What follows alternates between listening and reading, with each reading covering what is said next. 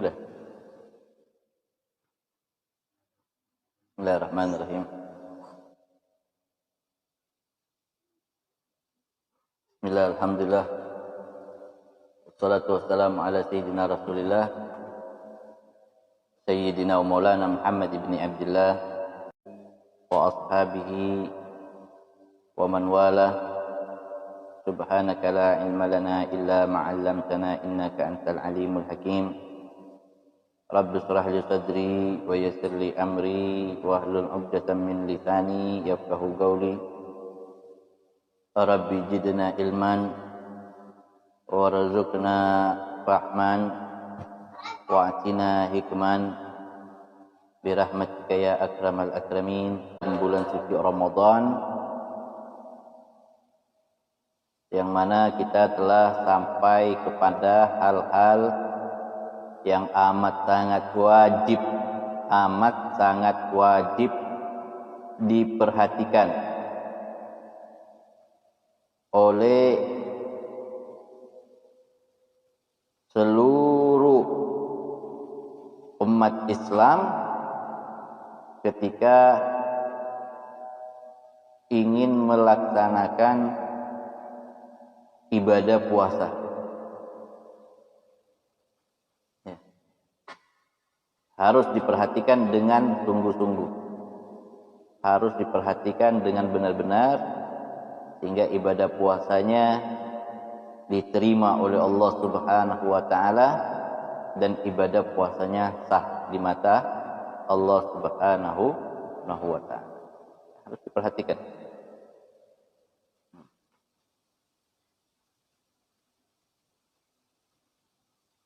Dari kemarin sampai saat ini kita udah bahas panjang lebar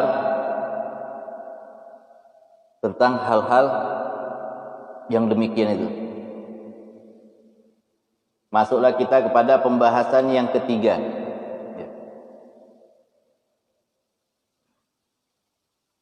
Yang harus diperhatikan oleh orang-orang yang berpuasa di antaranya setelah dua kewajiban yang dia perhatikan. Kewajiban yang pertama apa? Menunggu masuknya bulan suci Ramadan. Lalu yang kedua? Berniat. Setelah dia berniat dan dia sudah mengetahui bahwa dia akan melaksanakan puasa di bulan Ramadan. Lalu dia malam dia berniat untuk melaksanakan puasa. Maka ketika di pagi harinya yang harus dia lakukan ialah kewajiban yang ketiga. Kewajiban yang pertama udah dia lakukan. Kewajiban yang kedua udah dia lakukan. Lalu kewajiban yang ketiga, as-salisu, katanya Al-Imam Al-Ghazali. Yang harus kita perhatikan di sini ialah orang yang membaca kitab Ihya Ulumuddin hendaknya dia terlebih dahulu memahami akan pendapat-pendapat daripada para ulama agar tidak ada pertentangan dengan terutama di dalam mazhab Asy-Syafi'i, karena ada perbedaan-perbedaan pandangan antara Imam Al-Ghazali dengan pendapat-pendapat ulama-ulama yang berada di dalam mazhab Imam Asy-Syafi'i. Ada beberapa perbedaan. Ada beberapa perbedaan. Perbedaan. Ini kitab, ini buku yang ana karang. Judulnya Cahaya Puasa. Nanti bisa dicetak ulang nanti. Nanti bisa dicetak ulang.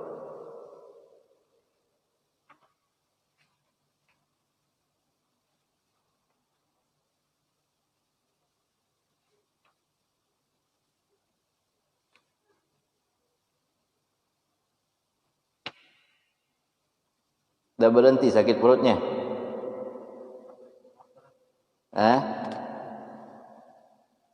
terus rendam.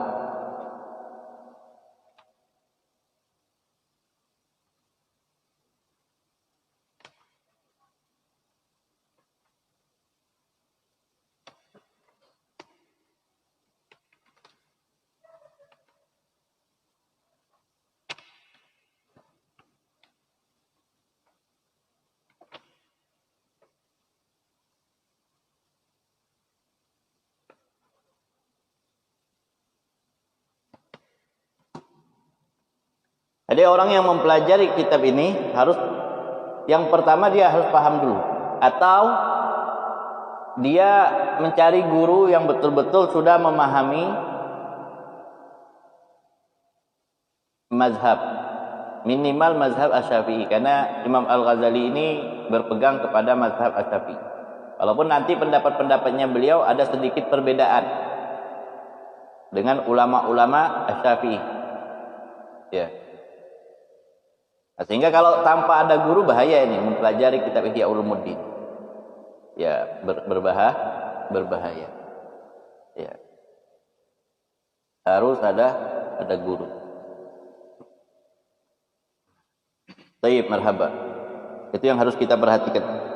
Kita sekarang masuk kepada pembahasan berikutnya yang harus diperhatikan pula bagi orang-orang yang berpuasa setelah dia melihat hilal, lalu dia berniat di malam hari ketika ingin melakukan puasa, baik ketika dia bersahur ataupun sebelum dia makan sahur, dia berniat.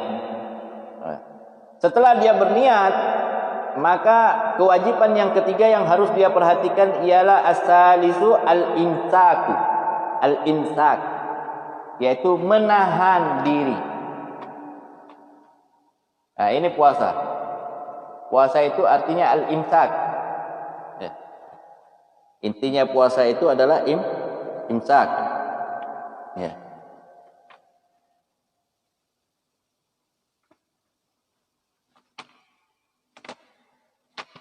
Al-imsak.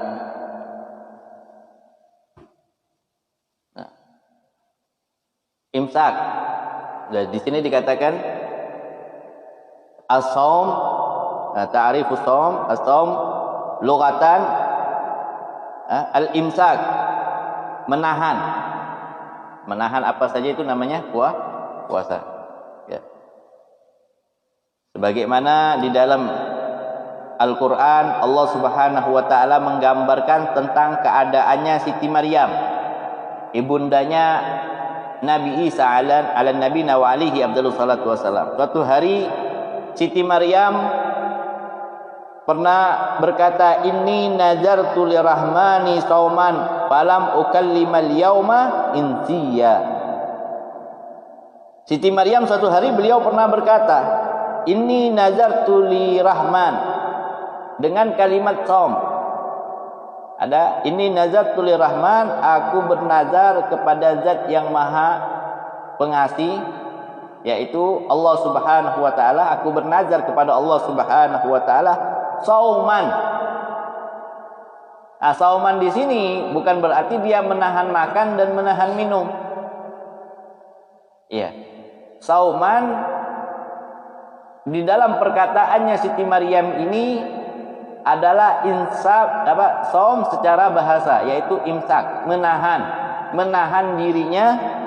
Tidak apa? Falam ukallimal yauma, aku tidak akan berbicara di hari ini insian kepada satu orang pun atau kepada siapapun. Maksudnya apa? Siti Maryam menahan dirinya dari tidak berbicara. Siti Maryam menahan dirinya dari tidak berbicara. Ya, menahan dirinya dari tidak berbicara, itu namanya puasa, itu namanya puasa.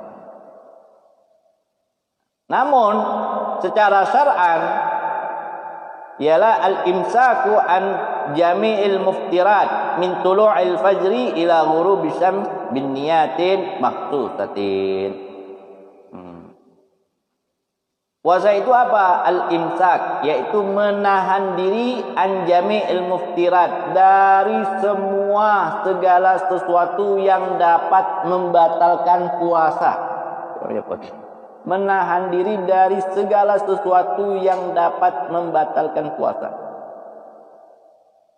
Anil akal wasruf jima wa ghair dzalik.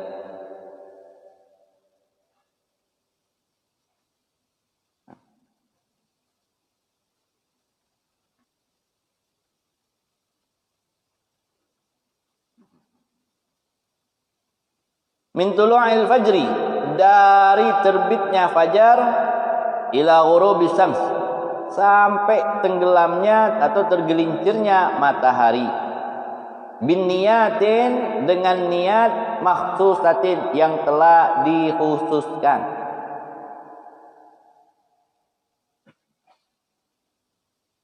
Itu namanya puasa.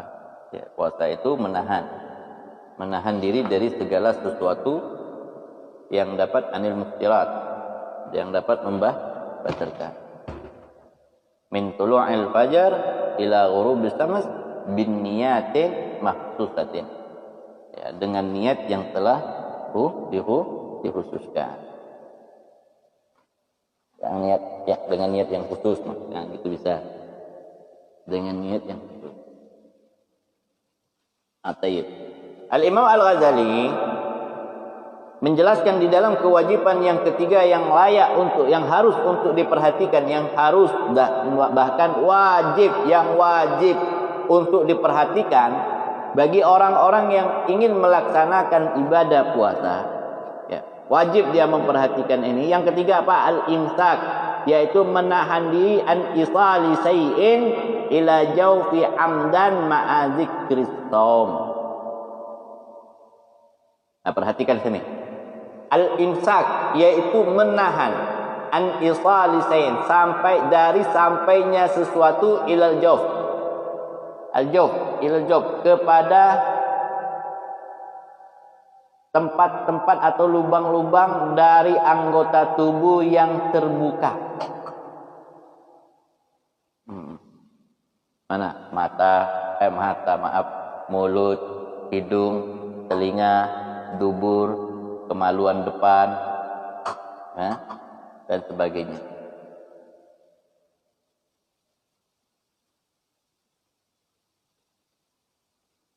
Ya.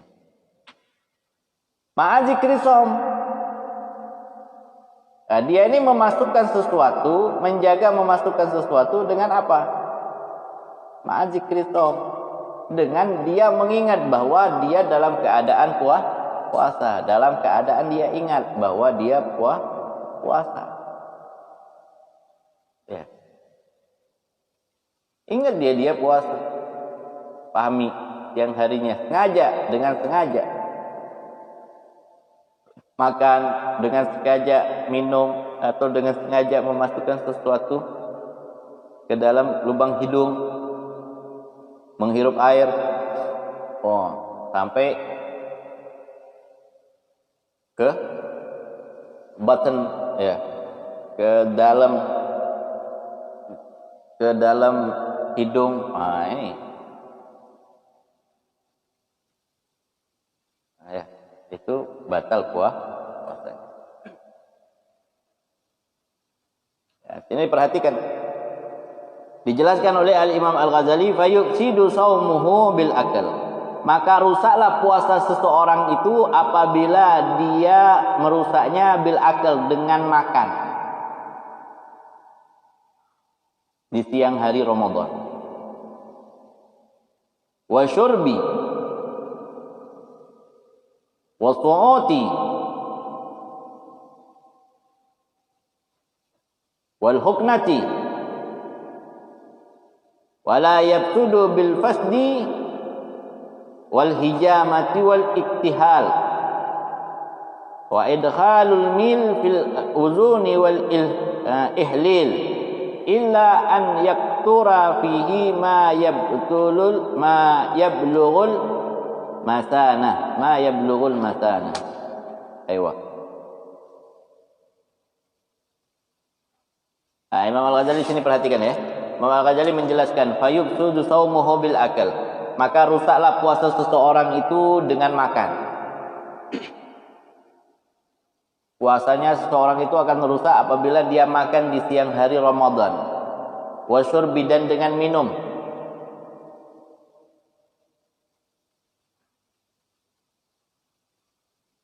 Dengan minum. Wasu'ud, dan memasukkan sesuatu ke lubang hidung. Ya. Wal huknah, memasukkan sesuatu atau obat ke dua lubang kemaluan, baik dari lubang belakang ataupun dari lubang depan. Ya. Walaupun di sini Al-Imam Al-Ghazali hanya mengambilnya lubang kemaluan belakang. Jadi dubur, memasukkan sesuatu ke dalam dubur. Nah, ini yang harus diperhatikan itu.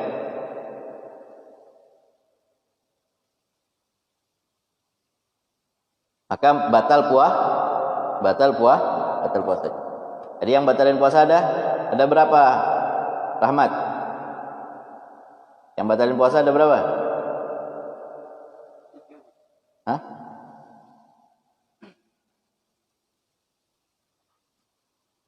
Nah, yang dijelaskan sama Imam Al-Ghazali yang batalin puasa bisa banyak. Jima bisa batalin puasa. Ya. Nanti akan dibahas. Ya. Batalnya puasa seseorang apabila dia tidak menahan dirinya dari segala sesuatu yang dapat membatalkan puasa. Di antaranya dia makan, di antaranya aja ini dia makan, dia minum, memasukkan sesuatu melalui lubang hidung, memasukkan sesuatu dari lubang dubur. Pertanyaannya, yang masuk ini yang bagaimana? Yang masuk ini yang ainiyah, yang nampak dengan mata, makanan yang nampak dengan mata. Kalau makanannya nggak nampak dengan mata, itu tidak dinamakan makanan. Contoh, ente berjalan, orang lagi masak, tiba-tiba bau makanannya kecium, kan aromanya masuk ke dalam hidung, batal nggak puasa? Nggak batal. Puasanya tidak batal. Ya. Paham? Sama contoh gini, ente kumur-kumur. Tapi kumur-kumurnya tidak berlebihan. Kumur-kumur dia. Buang. Batal nggak puasanya? Nggak batal. Selama tidak ditelan. Yang dikatakan masuknya makanan itu kemana? Ke dalam lubang. Ya. Contoh, lubang hidung. Perhatikan ini secara zahirnya, ini harus kita perhatikan. Masuk ke dalam. Di dalam lubang ini ada dua. Ada lubang zahir, ada lubang yang di batin, yang paling dalam. Ya, ini zahirnya lubang. Kalau masuknya hanya di sini, ente ngupil, ini nggak batal. Ngupil di siang hari nggak batal. Tapi kalau seandainya ente memasukkan lidi, dan lidi itu masuk sampai ke sini, sampai ke ini, ujung yang panjang mendekati mata ini, paham nggak? Lihat nggak? Nah, sampai di sini, ini batal. Ini batal. Ya, ini yang dinamakan jauh. Ya, nah, ini batal. Masuk apa namanya? Istinsak. Ngirup air. Kalau dia cuma ngirup di dasarnya hidung, di dasarnya lubang hidung aja, tidak sampai masuk air ke dalam. Kalau masuk air ini rada panas, kepalanya sakit nanti, agak panas. Nah, masuk sampai ke situ batal. Tapi kalau hanya di sekitar sini saja, tidak batal. Paham nggak? Paham nggak? Tidak batal. Jadi perhatikan ini. Nah, perhatikan. Begitu juga kumur-kumur. Tidak batal. Kalau dia hanya kumur-kumur hanya sampai di sini. Tapi kalau seandainya dia kumur-kumur melebihi amandel, kalau ente nganga ada kayak yang bergelantung, ya. Nah, ini di laklanya itu ada. Nah, airnya sampai ke situ dan apabila ketelan, maka itu batal. Tapi kalau di luar sebelum amandel ente berkumur-kumur tidak batal. Tidak batal. Paham? Contoh gini.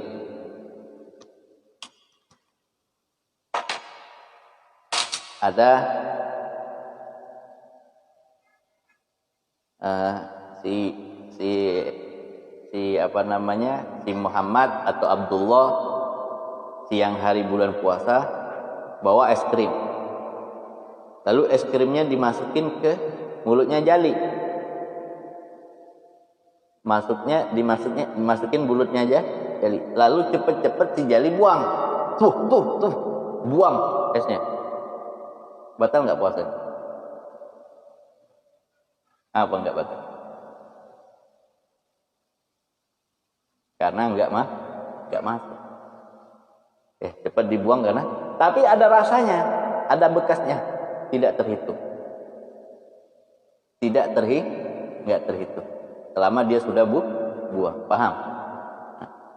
Selama dia sudah nggak terhitung. Tapi bahaya, hati-hati. Beda dengan kumur-kumur.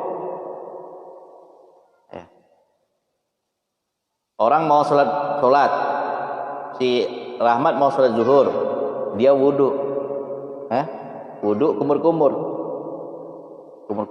tiba-tiba si Ardi datang,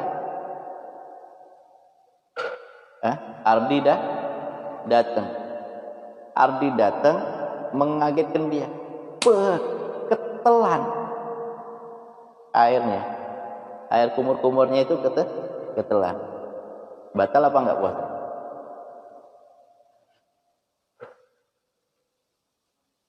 Enggak batal. Yang pertama karena tidak sengaja, yang kedua karena kumur-kumur itu sunnah.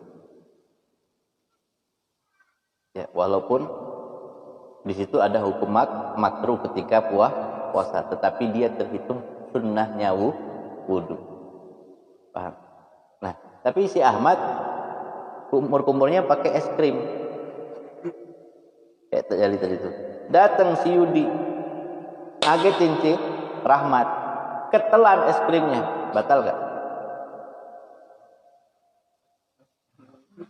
Batal, gak ada kumur-kumur dengan es krim. Mana boleh kumur-kumur dengan es krim? Batal. Ya, batal. Paham ya? Batal. Dikagetin. Astagfirullah, telan. Kalau air wudhu tadi enggak, ya rezekinya si Rahmat. Puasanya batal enggak? Enggak batal. Kalau pakai es krim, paham ya? Batal.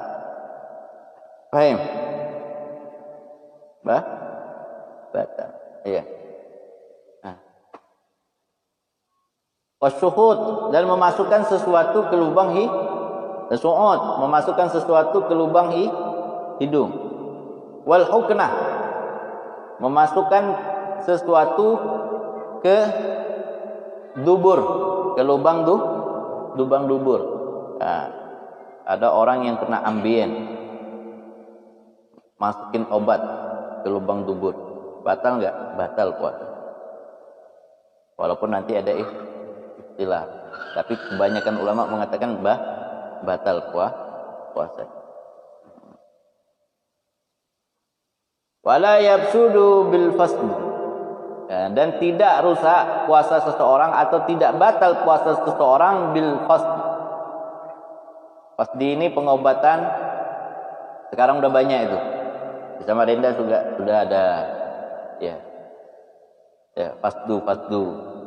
Fasdu itu pengobatan dengan cara mengalirkan darah dari urat. Jadi darahnya dikeluarkan. Indah Imam Al-Ghazali, walaupun ini nanti makruh, ada beberapa istilah. Seperti hijamah juga ada yang mengatakan batal puasa. ketika puasa hijamah. Ada yang mengatakan makruh. Ya, batal tidak, tetapi hukumnya makruh. Hukumnya makruh. Ya, hukumnya makruh. Sama seperti fasdu. Fasdu itu mengeluarkan darah. Jadi nanti jarum itu dimasukin ke urat kaki dimasukin. Nah, nanti dia netes, darahnya keluar dari jarum tersebut. Dan yang diambil adalah darah kotor. Darah kotor, darah penyah, itu namanya fasdu. Nah, Imam Al-Ghazali beliau mengatakan wala yafsudu bil fasdi. Nah, tidak batal puasanya seseorang atau tidak rusak puasanya seseorang bil fasdi dengan cara fasdu tadi. Wal hijamah, dan dengan cara hijamah. Hijamah itu bekam yang mengeluarkan darah.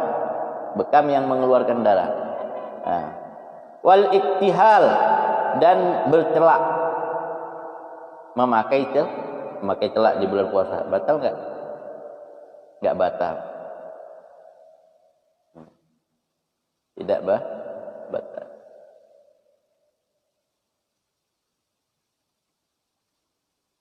Wa idhalul mil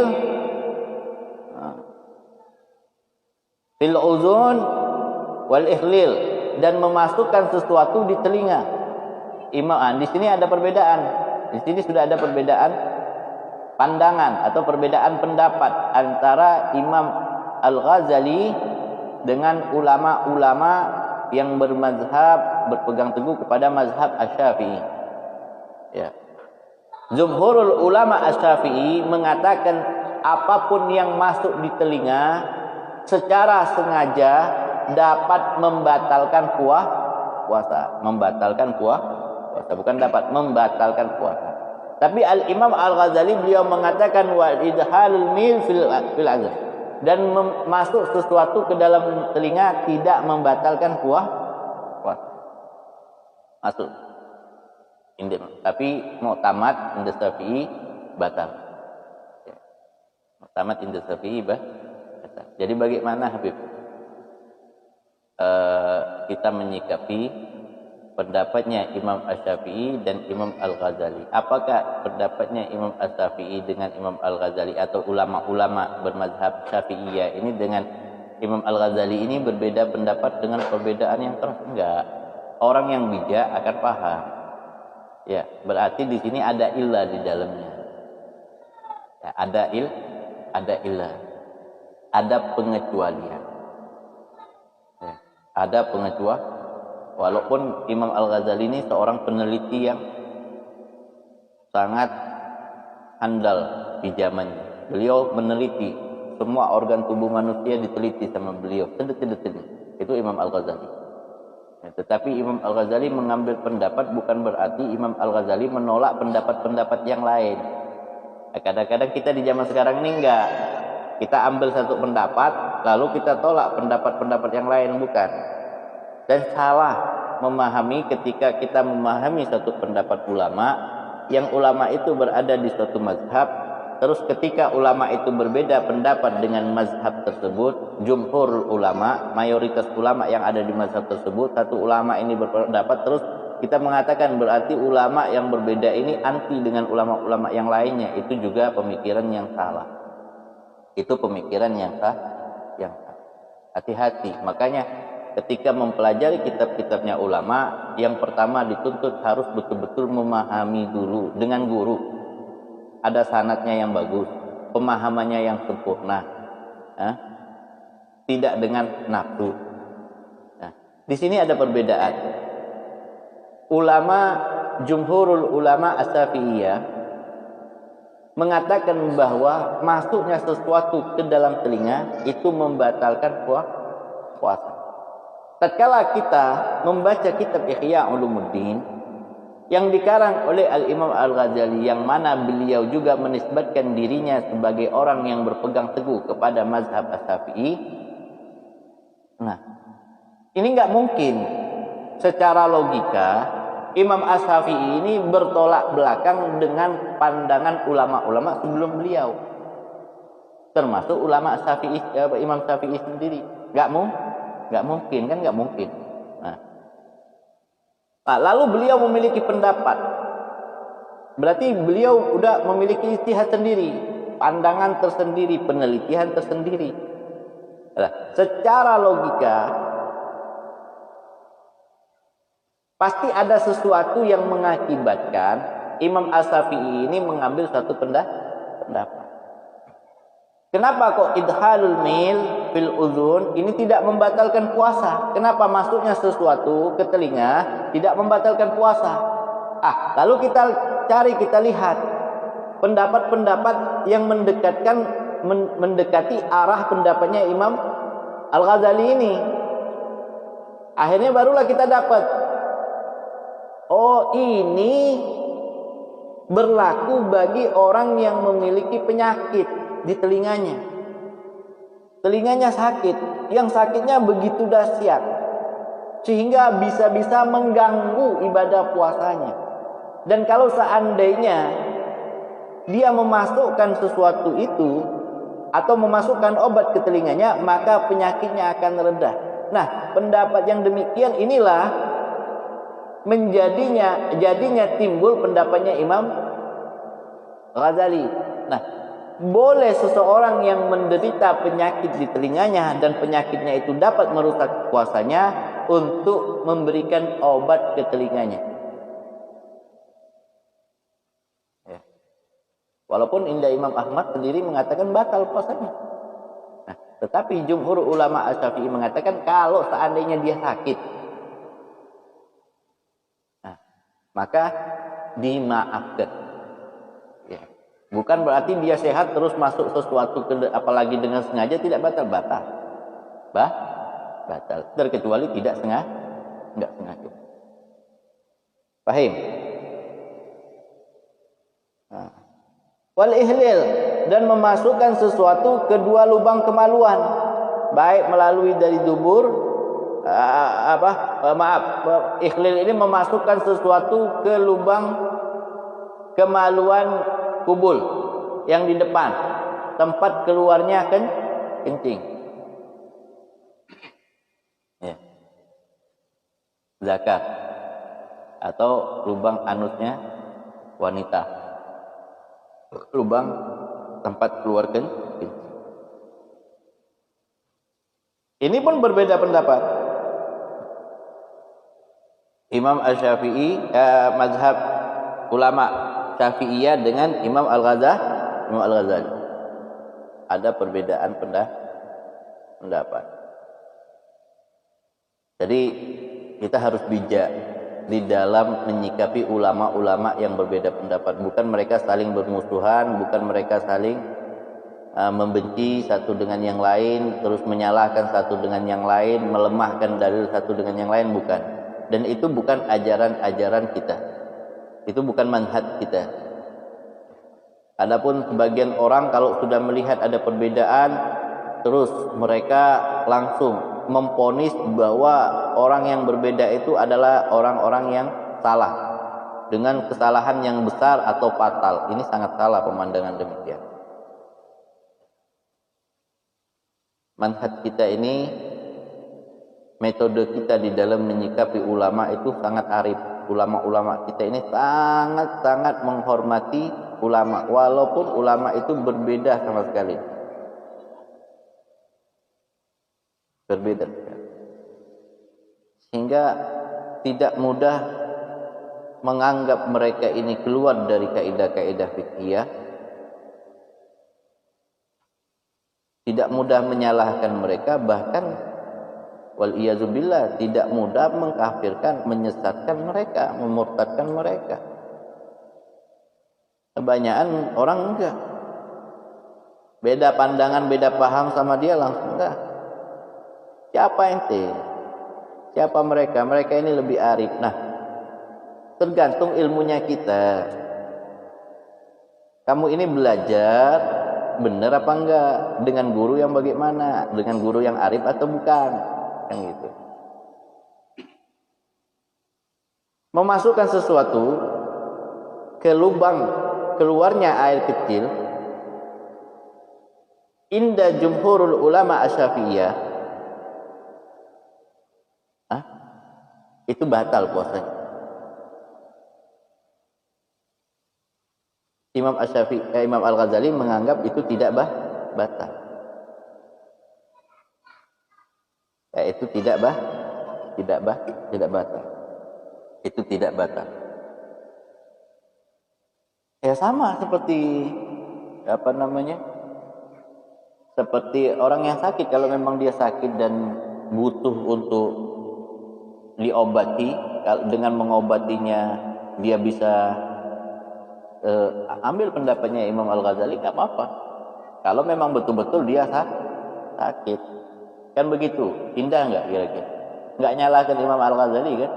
Arif.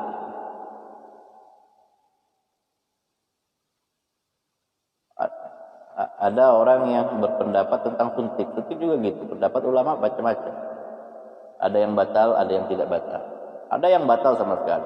Ada yang memberikan pengecualian dan sebagainya. Panjang. Jadi bukan berarti perbedaan ulama itu terus kita di dalam kalau lebih orang kalau membaca Bidayatul Mujtahid ini, di dalam kitab Bidayatul Mujtahid ini, kalau dia tidak arif, dia akan bingung. Kadang-kadang ada ulama-ulama yang berpegang teguh kepada Imam Asy-Syafi'i yang berbeda pendapat dengan Imam Syafi'i. Ada ulama-ulama yang berpegang teguh kepada mazhabnya Hambali berbeda pendapat dengan Imam Ahmad ibn Hanbal. Ada.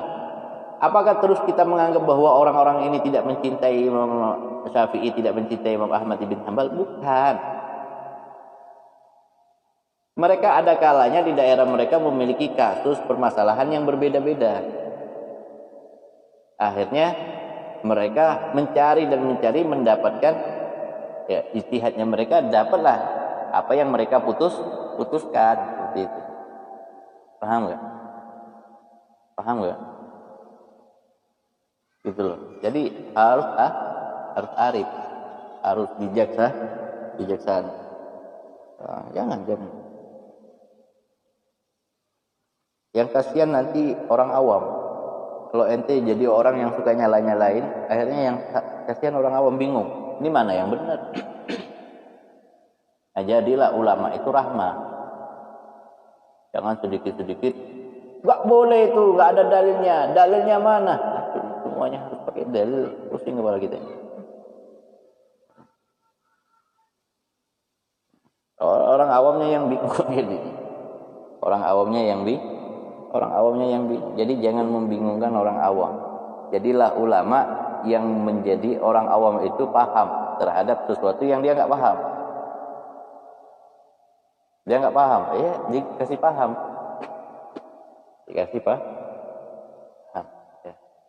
Nah, Imam Al-Ghazali melanjutkan, beliau mengatakan illa an yaktura fihi ma yablughul masanah. Illa terkecuali an yaktura fihi, masuknya sesuatu itu dari lubang kemaluan yang di depan tadi, tempat keluarnya air kencing, dimasukin di sini. Masuknya sampai ma yablughul masanah, sampai tembus di kantong kencing, ini baru batal. Kalau nggak tembus, nggak batal. Kalau nggak tembus sampai ke kantong kencing di dalam itu tidak batal. Paham nggak kira-kira?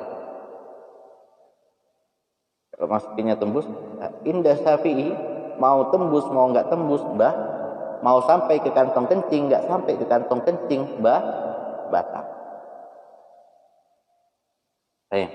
Batal.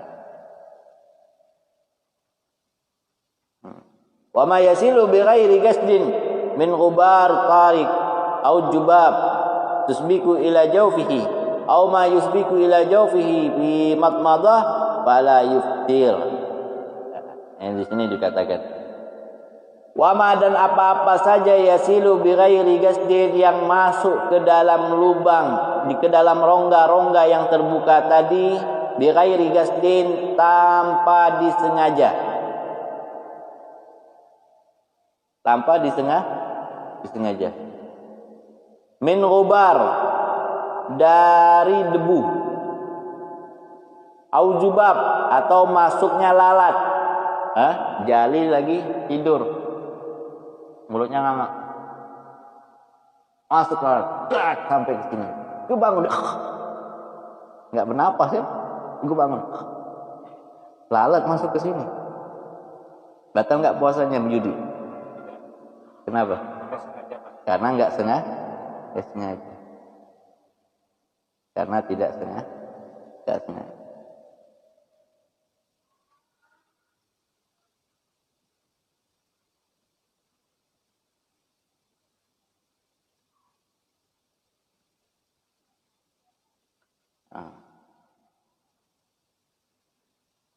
Atau dia kumur-kumur ya, tadi dijelasin kumur-kumur, tapi kumur-kumurnya nggak berlebihan, nggak sampai ke kerongkongan. Kalau seandainya kumurnya berlebih-lebihan sampai ke kerongkongan, batal puasanya. Ya. Ahmad cuma kumur-kumurnya hanya di pertengahan mulutnya, tapi nggak sampai mendekati kerongkongan. Dikagetin sama si Yudi, batal nggak? Nggak batal. Tapi kalau dia kumur-kumurnya sampai di kerongkongan, dikageti sama Yudi, batal nggak? Batal nggak? Ya. Nah, makanya di sini illa idza balagha fi matmadati fayuktil li'annahu muqassir wa huwa allazi arada bi qaulina amdan. Terkecuali apabila balagha fi madmadah, dia berlebihan di dalam berkumur-kumur, fayuktir, maka batalah puasanya. Kenapa batal? Annahu muqassir, karena dia berlebihan. Itulah yang kami maksudkan dengan kalimat amdan, berlebihan.